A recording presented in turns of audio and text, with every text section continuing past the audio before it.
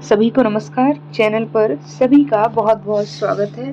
आज के वीडियो में टाइटल देख के आपको पता लग गया होगा कि मैं भारतीय काव्य चिंतन परंपरा पर बात करूंगी। साथ ही साथ मैं काव्य लक्षणों को विस्तार से बताने वाली हूं। आप अगर CUET PG के एस्पिरेंट हैं फिर भी आपके लिए ये वीडियो बहुत इम्पोर्टेंट, क्योंकि इससे ज़्यादा आपसे काव्य लक्षण से संबंधित नहीं पूछा जाएगा, क्योंकि मैंने PYQs एनालाइज किए हैं तो मुझे पता लग गया है कि क्वेश्चंस किस टाइप से पूछे जाते हैं। साथ ही साथ अगर आप BA हिंदी ऑनर्स के स्टूडेंट हैं तो ये वीडियो आप ही के लिए पूरी तरह से डेडिकेटेड है। तो वीडियो को बिना समय ज़ाया किए शुरू कर लेते हैं। मैं आपको विस्तार से चीज़ें एक्सप्लेन करते चलूँगी और आपके सारे डाउट्स जो हैं ख़त्म हो जाएंगे। तो वीडियो को शुरू कर लेते हैं। तो आचार्य भरत मुनि से लेकर पंडित राज जगन्नाथ तक ये काव्य चिंतन परंपरा रही है भारतीय काव्य शास्त्र की। तो वाङ्मय के दो प्रकार होते हैं, कौन कौन से? शास्त्र और काव्य। काव्य अनुशीलन के लिए शास्त्र का ज्ञान बहुत आवश्यक है। काव्य अनुशीलन यानी काव्य समझने के लिए राजशेखर ने काव्य विधा तथा राजशेखर एक आचार्य रहे हैं तथा साहित्य विधा को एक दूसरे का पर्याय माना है। कवि ने अपने मन के सौंदर्य बोध के लिए काव्य रस और अलंकार जैसे कलात्मक उपादानों की परिकल्पना आरंभ से ही की है। काव्य कवि मन के सौंदर्य बोध की कलात्मक अभिव्यक्ति को कहा जाता है। भारतीय काव्य शास्त्र की परंपरा को स्पष्ट करने वाले आचार्यों के मत इस प्रकार से हैं। अब मैं आपको बताऊंगी किस आचार्य ने किस संप्रदाय का जो है प्रवर्तन कार्य किया है। तो सबसे पहले आप इधर साइड देख पा रहे होंगे कि यहाँ पर प्रणेता आचार्य लिखे हैं या फिर कह लीजिए प्रवर्तक, और दूसरी तरफ मैंने लिखा है कि उनका संप्रदाय कौन सा है। तो सबसे पहले आते हैं आचार्य भरत मुनि। ये रस संप्रदाय के प्रवर्तक आचार्य हैं और इनका ग्रंथ कौन सा है? नाट्य शास्त्र। दूसरे आते हैं आचार्य भामा, अलंकार संप्रदाय के। काव्य अलंकार इनका जो है ग्रंथ है। आचार्य वामन आते हैं रीति संप्रदाय, रीतिरात्मा काव्यम। इसके बाद आचार्य आनंदवर्धन ध्वनि संप्रदाय, ध्वन्यालोक इनकी पुस्तक है। आचार्य कुंतक जो है वक्रोक्ति संप्रदाय के, वक्रोक्ति जीवितम इनकी पुस्तक है, ग्रंथ है। क्षेमेंद्र औचित्य संप्रदाय, और ये मैंने एक्स्ट्रा लिख दिया है कि अगर आपको चीज़ों की जो है क्लैरिटी बनी रहे कि आचार्य जो शंकुक हैं वो अनुमितिवाद के जनक माने जाते हैं। हालांकि जो संप्रदाय हैं वो 6 ही हैं जो ऊपर मैंने आपको बताए हैं, तो आप ये चीज़ नोट डाउन कर लें। आगे अब काल क्रमानुसार इनका जो है विभाजन करके मैं बताऊंगी किस काल में कौन से आचार्य आते हैं, क्योंकि मैं पूरी परंपरा आपको बताने वाली हूँ भारतीय आचार्यों की, तो उसमें ये सब कुछ आपको लिख के आना होगा अगर क्वेश्चन पूछा जाता है। तो सबसे पहला आता है आरंभिक काल या फिर अन्वेषण काल। इसका समय काल देख लीजिए, 650 ईसा पूर्व से 875, 650 ईस्वी से 875 ईस्वी तक है। तो अब जान लेते हैं कि इसमें कौन कौन से आचार्य आते हैं। काल आप याद रखिए और उसमें कौन कौन से आचार्य आते हैं उन्हें याद रखिए, उनके ग्रंथों को याद रखिए। ये तो आपको लिखना है अगर परंपरा पूछी जाती है। अगर लक्षण पूछे जाते हैं तो आप आचार्य का नाम याद रखिए, उनके ग्रंथ का नाम याद रखिए और उनका लक्षण क्या है वो याद रखिए। तो आपको क्लैरिटी आ गई होगी कि प्रश्न पूछा जाएगा तो आपको किस तरह से उत्तर अपना बनाना है। तो सबसे पहले आचार्य आते हैं भामा। ये 6वीं सदी ईसा पूर्व इनका समय है।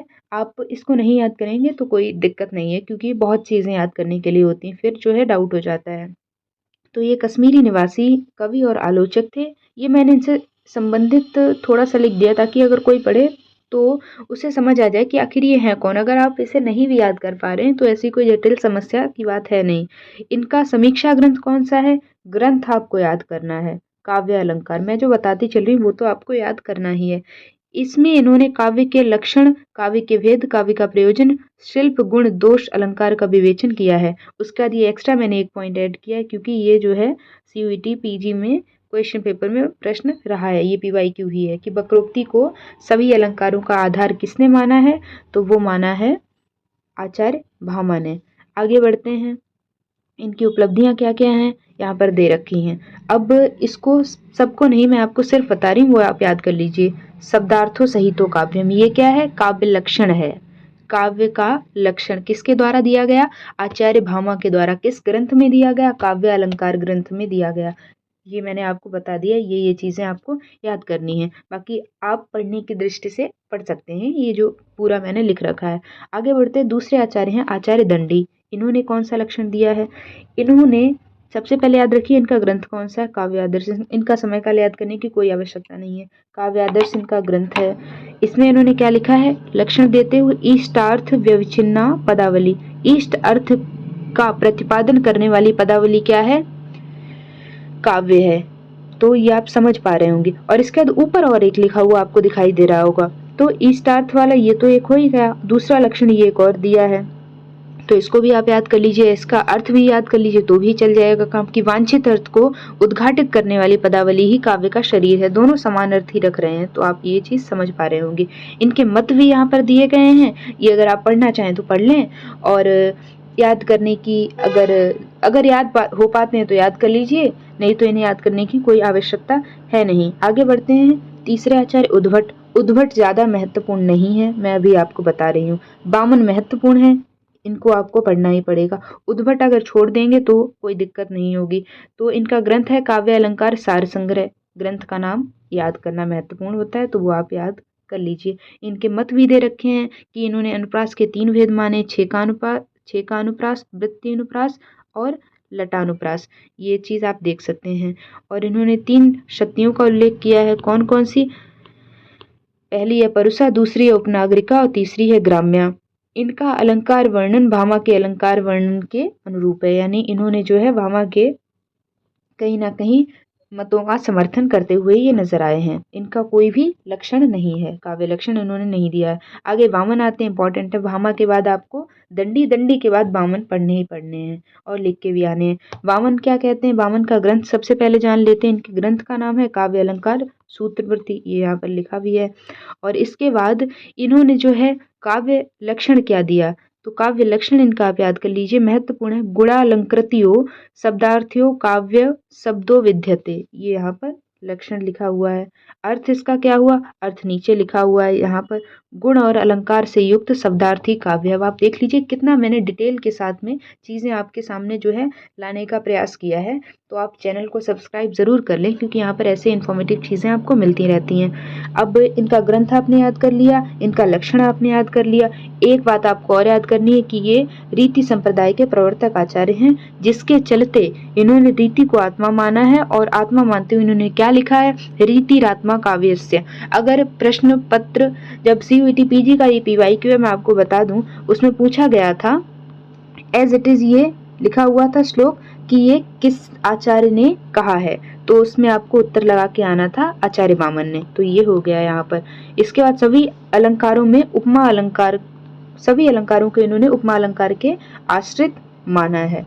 आगे बढ़ जाते हैं, लोलट आते हैं। लोलट का पूरा नाम क्या है, भट्ट लोलट। इनसे संदर्भित मैं एक बात बता दूं, जो कि PYQ है किसका, CUET PG का। इन्होंने भरत मुनि का जो रस निष्पत्ति सिद्धांत था, उसकी पहली बार व्याख्या किसने की थी, भट्ट लोलट ने। ये चीज आई थिंक लिखी हुई होगी, हाँ ये चीज यहाँ पर लिखी हुई है कि रस निष्पत्ति सूत्र के प्रथम व्याख्याकार ये हैं। ये चीज आप नोट डाउन कर लीजिए, PYQ है। तो ये कश्मीरी दार्शनिक और आलोचक थे। अब आप देख पा रहे होंगे कि इनका जो मैंने इंट्रो लिखा है या फिर इनका जो परिचय लिखा है, उसमें आपने एक चीज नोटिस की होगी, ज्यादातर जो आचार्य हैं वो कश्मीर के ही रहने वाले हैं। तो ये चीज याद करने की कुछ ट्रिक्स होती हैं, जैसे आप चीजें जो है अपने दिमाग में बिठा पाते हैं। तो इनका ग्रंथ जो है अनुपलब्ध है, ग्रंथ अनुपलब्ध है यानी इनका लक्षण भी कुछ नहीं है, तो कितना आसान हो गया। इनसे संबंधित जो है एक ही चीज आपको याद रखनी है, भरत मुनि वाली। आगे बढ़ते हैं, शंकुक। शंकुक जो है इनका समय काल दे रखा है, लेकिन याद करने की आवश्यकता नहीं है, इनका भी ग्रंथ अनुपलब्ध है। आगे बढ़ते हैं, इनकी मान्यताओं को अभिनव गुप्त यानी अभिनव भारती तथा मम्मट के काव्य प्रकाश ग्रंथों से समझा जा सकता है। यानी इनका अस्तित्व जो है वो कैसे समझ आया, अभिनव गुप्त के ग्रंथ अभिनव भारती में इनका जिक्र मिलता है, और मम्मट के काव्य प्रकाश में इनका जिक्र मिलता है। आगे बढ़ जाते हैं, रुद्रट। रुद्रट आपको याद रखने हैं, क्यों, क्योंकि इनका जो है काव्य लक्षण भी महत्वपूर्ण है, पूछा जाता है, और आपको लिख कर भी आना है अगर आप पेपर देंगे अपना लिखने वाला, यानी डिस्क्रिप्टिव क्वेश्चन पेपर होगा तब। रुद्रट जो है इनके बारे में बता दूं, ये भी कश्मीरी आचार्य हैं। इनका ग्रंथ कौन सा, काव्य अलंकार, ये आप नोट डाउन कर लीजिए। और इनके लक्षण पर बात कर लेते, तो लक्षण है इनका ननु शब्दार्थो काव्यम, ये यहाँ पर लिखा भी हुआ है। तो ये तो इनका लक्षण हो गया और ग्रंथ हो गया। अब बता देते हैं कि यहाँ पर एक चीज मैंने अलग से लिखी हुई है, अब आपको ये चीज जो है as it is note down कर लेनी कि प्रयाण रस के प्रवर्तक कौन है, प्रयाण रस के प्रवर्तक रुद्रट हैं। क्यों? क्योंकि ये बात भी PYQs में पूछी गई है CUET PG के। आगे बढ़ जाते हैं, ये इनके मत दिए गए हैं, अगर आप चाहें तो पढ़ सकते हैं, नोट्स बना सकते हैं। रुद्र भट्ट आते हैं। रुद्र भट्ट ज्यादा महत्वपूर्ण नहीं है, लेकिन फिर भी किसी को छोड़ना नहीं है। तो रुद्र भट्ट का समय काल दे रखा है, लेकिन समय काल से हमें कोई मतलब नहीं है। समय काल इसलिए मैंने लिख दिया है ताकि आपको आइडिया लग जाए कि कौन मतलब ऊपर आते हैं, कौन नीचे आते हैं समय काल के अगर दृष्टि से आप देखेंगे। तो ये मूलतः रसवादी आचार्य हैं और इनके ग्रंथ का नाम क्या है? श्रृंगार तिलक इनके ग्रंथ का नाम है। साथ ही साथ ये भी बताया गया कि ये आनंदवर्धन के समकालीन थे। अब आ जाते हैं, आगे बढ़ते हैं दूसरे पे, प्रौढ़ काल। अभी हमने आरंभिक काल की बात कर ली और उसमें आचार्य कौन कौन से महत्वपूर्ण है ये भी मैंने आपको बता दिया। प्रौढ़ काल आता है दूसरा, इसका समय काल भी यहाँ पर दे रखा है। तो इसके जो प्रमुख आचार्य हैं उनमें नाम आप किसका किसका याद रखेंगे ये मैं आपको बता दूं। सबसे पहले आते हैं आनंदवर्धन, ध्वनि लोक के जनक या फिर ध्वनि सिद्धांत के, ध्वनि संप्रदाय के प्रवर्तक। इनके ग्रंथ का नाम है ध्वन्यालोक, काफी आसान है याद करना। इनका लक्षण क्या है? लक्षण यहाँ पर लिखा हुआ, सहृदय हृदय आह्लादी शब्दार्थमयतमेवं काव्यम लक्षणम, यानी ऐसे शब्दार्थ जो काव्य, ऐसे शब्दार्थ को इन्होंने काव्य माना है जो सहृदय के हृदय को आह्लादित कर दे। यहाँ पे लिखा भी हुआ है पहली लाइन में ही, तो ये आपको समझ आ गया होगा। इनका ग्रंथ याद करना है, इनका लक्षण याद करना है, और इनका जो है ये किस मतलब काल में आते हैं, प्रौढ़ काल में आते हैं, ये बात आपको याद रखनी है। आगे बढ़ते हैं, इनका आप ये एक लक्षण और याद कर लेंगे कि शब्दार्थ शरीरम तात्व काव्य में, यानी शब्द और अर्थ जिसका शरीर है उसी को काव्य कहते हैं। तो दो लक्षण हैं इनके, आप इसमें कंफ्यूज ना हो, याद कर लें, दोनों इन्हीं के हैं। आगे बढ़ते हैं, भट्ट पर आते हैं। इन्हें आचार्य अभिनव गुप्त का गुरु माना जाता है। इनके ग्रंथ जो है उपलब्ध नहीं है और इनके मतों का जो उल्लेख है अभिनव भारती में मिलता है, अभिनव गुप्त ने किया है। तो वहां से पता चलता है कि ये भी एक आचार्य रहे हैं। आगे बढ़ जाते हैं, भट्टनायक का हृदय दर्पण है, महत्वपूर्ण है। भट्टनायक का हृदय दर्पण पूछा जाता रहा है प्रतियोगी परीक्षाओं में, लेकिन ये अनुपलब्ध है। रस ना प्रतीत होता है, ना उत्पन्न होता है और ना अभिव्यक्त होता है, बल्कि अनुभव के आधार पर उसकी प्रतीति होती है। ऐसा कौन कहता है? ऐसा भट्टनायक कहते हैं, ये आप याद कर लीजिए। इनका भावना व्यापार ही साधारणीकरण का सिद्धांत है, जो काव्य शास्त्र की महत्वपूर्ण कड़ी है। आप ये चीज भी नोट डाउन कर लीजिए, क्योंकि साधारणीकरण से संबंधित प्रश्न पूछा जाता है, तो आप ये चीज नोट डाउन कर लीजिए, इंपॉर्टेंट है। आगे बढ़ते हैं, अभिनव गुप्त का अभिनव भारती पर बात करते हैं। अभिनव गुप्त जो है प्रौढ़ काल के प्रौढ़ काल के अगले मुख्य आचार्य हैं। ये जो है शैव दर्शन और तंत्र शास्त्र के पक्षधर थे और साथ ही साथ रस शास्त्र के एक तरीके से कह लीजिए समर्थक भी थे। इनका ग्रंथ कौन सा है? अभिनव भारती है। आगे बढ़ जाते हैं, राजशेखर पर आते हैं। राजशेखर जो है अगले महत्वपूर्ण आचार्य रहे हैं। इनके ग्रंथ का नाम है काव्य मीमांसा, मीमांसा यानी कि चिंतन। तो काव्य मीमांसा इनके ग्रंथ का नाम है, जिसका कवि रहस्य भाग ही उपलब्ध है और बाकी भाग जो है अनुपलब्ध है। इनके अनुसार रस ही काव्य की आत्मा है। आगे बढ़ जाते हैं, धनंजय और धनिक पर आते हैं। ये दोनों भाई भाई हैं, धनंजय और धनिक। इनके ग्रंथ का नाम क्या है? 10 रूपक। ये प्रतियोगी परीक्षाओं में पूछा गया है कि धनंजय के ग्रंथ का नाम क्या है? 10 रूपक। धनिक ने 10 रूपक पर ही एक टीका लिखी है, टीका अर्थात की समीक्षा लिखी है धनिक ने, उसका नाम क्या है? अवलोक। तो ये आप चाहें तो नोट डाउन कर लीजिए, वैसे 10 रूपक पूछा जाता है। तो रस निष्पत्ति के विषय में इन्होंने व्यंजनावाद को अस्वीकृत कर तात्पर्यवाद का समर्थन किया है। रूपक के इन्होंने 3 आधार माने हैं, वस्तु, नेता और रहस्य। रूपक के 10 वेद का उल्लेख इन्होंने किया है, जो कि यहाँ पर दे रखे हैं। नाटक, प्रकरण, भाग, प्रहसन, प्रहसन यानी कि हास्य, डिम, व्यायोग, संवाकार, वीथी, अंक, यमर्ग। आगे आता है तीसरा युग, प्रौढ़ युग के बाद अन्वेषण युग आया, उसके बाद प्रौढ़ युग आया, उसके बाद प्रतिक्रिया युग। इसका समय काल याद कर लीजिए। प्रमुख आचार्य कौन है? पहले आते हैं कुंतक। कुंतक काव्य लक्षण देते हुए क्या लिखते हैं, जरा ये भी देखिए। कुंतक का ग्रंथ है वक्रोक्ति जीवितम और वक्रोक्ति सिद्धांत के जनक ये माने जाते हैं। मैंने आपको पहले ही बता दिया, वक्रोक्ति संप्रदाय के प्रणेता हैं। शब्दार्थों सहित वक्र कवि व्यापार शालिनी, ये इनका लक्षण है। अर्थात कवि के वक्र व्यापार से जो शब्द अर्थ की उत्पत्ति होती, निष्पत्ति होती है, वो क्या कहलाते हैं? वो काव्य कहलाते हैं। आपको क्लैरिटी आ गई होगी। इनका थोड़ा सा आप याद करने में भी इजी पड़ रहा है, क्यों? क्योंकि वक्र व्यापार की बात हो रही है और इनके ग्रंथ का नाम क्या है? वक्रोक्ति जीवितम। ये किस संप्रदाय के समर्थक हैं? वक्रोक्ति संप्रदाय के समर्थक हैं। तो वक्र वक्र आ रहा है, तो इसके चलते आपको जो है समानता दिख रही होगी और याद करने में कोई भी कंफ्यूजन नहीं बन रही होगी। आगे बढ़ते हैं। लिखा है महिम भट्ट के बारे में। महिम भट्ट जो है ध्वनि सिद्धांत का खंडन करते हैं। ये कश्मीरी निवासी हैं और इनके ग्रंथ का नाम है व्यक्ति विवेक। ये यहाँ पर लिखा हुआ है व्यक्ति विवेक। इनकी मान्यताएं यहाँ पर दे रखी हैं कि इन्होंने अविधा को ही सिर्फ और सिर्फ एक शब्द शक्ति माना है। बाकी 3 शब्द शक्तियां होती हैं, अविधा, लक्षणा और व्यंजना, लेकिन इन्होंने अविधा को ही माना है। आगे बढ़ते हैं। रस की स्थिति सहृदय में स्वीकार की है। अब मैं आपको बता दूं, अविधा से संबंधित की जो रीति संप्रदाय के कवि थे देव, उन्होंने भी अविधा उत्तम काव्य है, मध्य लक्षणाहीन, उन्होंने भी अविधा को ही उत्तम काव्य माना है और लक्षणा और व्यंजना को जो निकृष्ट कोटि का माना है, जहाँ कवि जो है बात घुमा फिरा कर कह देता है। अविधा उत्तम काव्य है, मध्य लक्षणाहीन, और व्यंजना के संबंधित उन्होंने कहा है कि व्यंजना में कवि जो है बात को उल्टा सीधा कहकर प्रस्तुत करता है, जिसके चलते देव ने भी अविधा को ही प्रथम स्थान पर रखा है और यहाँ पर महिम भट्ट ने भी। आगे बढ़ते हैं। औचित्य युग पर आते हैं। 3 युग मैंने आपको बता दिए। औचित्य युग का समय काल याद कर लीजिए। क्षेमेंद्र इसमें महत्वपूर्ण है। इनका ग्रंथ जो है औचित्य विचार चर्चा है और ये औचित्यवाद के जनक हैं। साथ ही साथ जो है इनके अन्य ग्रंथ भी दे रखे हैं। कवि कंठावरण पूछा गया है, इंपॉर्टेंट है। सुब्रत तिलक अधिक बार नहीं पूछा गया है। इसके बाद इनका लक्षण है नीचे लिखा हुआ, ये भी आप याद कर लीजिए या नोट डाउन कर लीजिए। क्यों? क्योंकि ये तो आपको याद होने ही चाहिए ये चीजें। आगे बढ़ते हैं। मम्मट पर आते हैं। मम्मट का समय काल दे रखा है और इनके ग्रंथ का नाम है काव्यादर्श, जिसमें काव्य लक्षण, काव्य प्रयोजन और काव्य हेतुओं पर इन्होंने बात की है। इस ग्रंथ पर 70 से अधिक टीकाएं लिखी जा चुकी हैं और ये ध्वनिवादी आचार्य हैं। साथ ही साथ जो है इनके अगर बात करें लक्षण पर, काव्य लक्षण पर, तो लिखा है तद दोषो शब्दार्थो, यानी कि दोष रहित। तद दोषो शब्दार्थो सगुणा वलंकृति पुनः क्वापी। यहाँ पर ऊपर अर्थ भी मैंने लिख दिया ताकि आपको क्लैरिटी बनी रहे कि दोष रहित, गुण सहित। अब गुण कौन कौन से होते हैं ये भी मैंने लिखा है। किन गुणों से युक्त होना चाहिए काव्य? ओज, प्रसाद और माधुर्य, 3 गुण होते हैं काव्य में।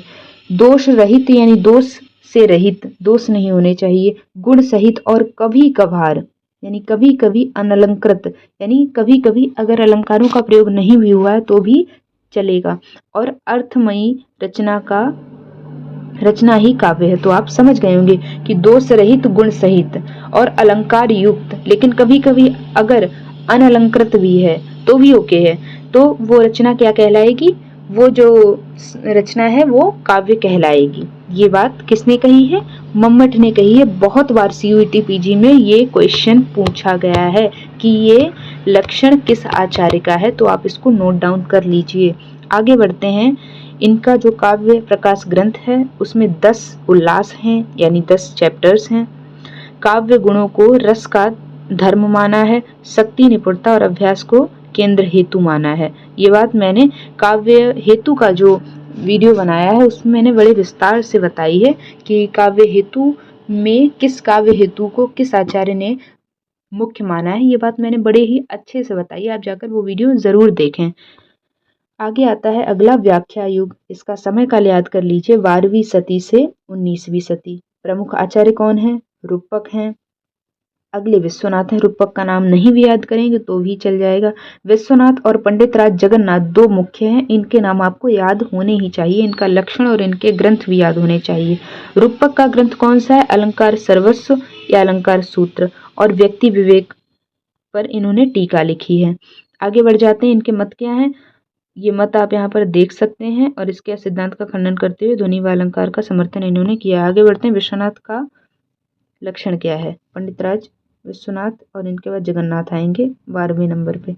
तो वाक्यम रसात्मक काव्यम, यानी कि ये जो है रसवादी आचार्य रहे हैं, तो इन्होंने रस को जो है काव्य में महत्वपूर्ण स्थान दिया है। तो वाक्यम रसात्मक काव्यम यानी कि रस की उत्पत्ति जब वाक्य करता है तो वही काव्य कहलाता है, यानी कि जो वाक्य रस की उत्पत्ति करता है या जिसमें रस युक्त होता है वो काव्य कहलाता है। इनके ग्रंथ का नाम है साहित्य दर्पण, आप नोट डाउन कर लीजिए, इंपॉर्टेंट है। और इनके मत क्या क्या हैं? ये रसवादी आचार्य हैं। मम्मट, आनंदवर्धन, कुंतक, भोजराज आदि के काव्य लक्षणों का खंडन किया है। और रस को काव्य की आत्मा घोषित किसने किया है? विश्वनाथ ने। क्यों? क्योंकि ये रसवादी आचार्य इसीलिए कहलाए हैं। रस को असंलक्ष्य क्रम व्यंग माना है। आगे बढ़ते पंडितराज जगन्नाथ, ये अंतिम है और 12वें आचार्य हैं। ये यहीं पर परंपरा खत्म होगी और जो है कुछ अन्य मुख्य बचते हैं, बोल मैं अलग से आपको बता दूंगी। इसका विश्वनाथ, पंडितराज विश्वनाथ का क्या है मैंने आपको बता दिया है। इनके बाद जगन्नाथ का नाम आया था। जगन्नाथ का अगर लक्षण की बात करें तो इनका समय काल दे रखा है और इनके ग्रंथ को आप याद कर लीजिए। रस गंगाधर जो कि अपूर्ण है। आप देख सकते हैं मैंने कितनी चीजों को डीप जाके लिखा है, तो आप इसमें मेरी मेहनत देख पा रहे होंगे। रमणीयार्थ प्रतिपादका शब्दा काव्यम, अर्थ इसका मैं बता दूं, रमणीय अर्थ का प्रतिपादन करने वाले शब्द ही काव्य हैं। क्या? एक बार फिर से समझिए, लिखा है रमणीयार्थ प्रतिपादका शब्दा काव्यम। समझिए, रमणीय अर्थ का प्रतिपादन करने वाले शब्द क्या हैं? काव्य हैं। ये इनका काव्य लक्षण है। इंपॉर्टेंट कर लीजिए, महत्वपूर्ण है। आगे बढ़ते हैं। इनका ग्रंथ मैंने बता दिया। रसगंगाधर के संदर्भ में दो बातें कही गई हैं कि प्रथम आनंद में और द्वितीय आनंद में क्या है। प्रथम आनंद में काव्य लक्षण, काव्य हेतु और काव्य भेदों का निरूपण किया है। साथ ही साथ द्वितीय आनंद में ध्वनि के विभिन्न भेद और उपभेद है तथा अभिधा और लक्षणा का विवेचन भी दूसरे आनंद में इन्होंने किया। 70 अलंकारों की बात किसने की है? द्वितीय आनंद में पंडितराज जगन्नाथ ने की है। तो यहाँ पर जो है मैंने आपको सभी आचार्यों के बारे में बता दिया। पूरी परंपरा यहीं पर समाप्त होती है। वीडियो बहुत ही मेहनत से बनाया था और आई थिंक आपको क्लैरिटी भी आ गई होगी।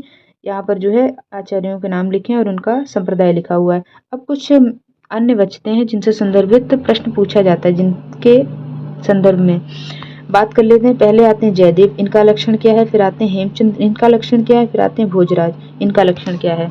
तो लिखा हुआ है सबका, निर्दोषा लक्षणावती सरीति गुणा भूषणा। आप ये नोट डाउन कर लीजिए। और दूसरा भी लक्षण इन्हीं का ही, ये दोनों लक्षण जो हैं जयदेव के ही हैं। आगे हेमचंद्र का लक्षण लिखा हुआ है, आप इसे भी नोट डाउन कर लीजिए। और भोजराज का लक्षण लिखा हुआ है कि निर्दोषों, आप इसे भी याद कर लीजिए। निर्दोषो गुणवत्त काव्यम लंकृतम, ये जो है भोजराज का काव्य लक्षण यहाँ पर लिखा हुआ है। तो आई थिंक आपको क्लैरिटी आ गई होगी कि किस तरह से पूरी परंपरा जो है रही है आचार्यों की। अब ऊपर जो है दो चीजें और लिखी हुई हैं, ये जो है अलग से लिखी हुई है, मतलब ये कहीं ना कहीं पूछी गई हैं। तो मैं आपको अभी बता दूं कि ये जो है PY क्यों है, किसके? CVT PG के। कि भट्ट नायक ने रस की ना उत्पत्ति होती, ना अनुमति, ना व्यक्तिकरण वरन युक्ति होती। ये मैंने इनके मतों में भी लिखा हुआ था। आप देख सकते हैं कि क्वेश्चंस बनते हैं, तो आप देख लीजिएगा। भवभूति क्या मानते हैं? करुण रस को ही एकमात्र रस मानते हैं। ये भी चीज़ आप नोट डाउन कर लीजिए, CVT PG में पूछी गई है PYQs में। तो वीडियो को यहीं पे एंड करते हैं। अगर वीडियो अच्छा लगा हो तो वीडियो को लाइक ज़रूर करें, चैनल को सब्सक्राइब करें। काव्य हेतु और काव्य प्रयोजन पर बहुत ही डिटेल में वीडियो मैंने बनाकर चैनल पे ऑलरेडी डाल दिया है, तो आप जाकर वो वीडियो भी ज़रूर देखें। और अगर वीडियो अच्छा लगता है तो लाइक ज़रूर करें। कोई भी क्वेरी रहती किसी भी तरह की तो आप ज़रूर पूछें, मैं आपका रिप्लाई कर दूँगी। और चैनल को सब्सक्राइब ज़रूर करें और लोगों के साथ में वीडियो को शेयर करें। वीडियो देखने के लिए आप सभी का बहुत बहुत शुक्रिया।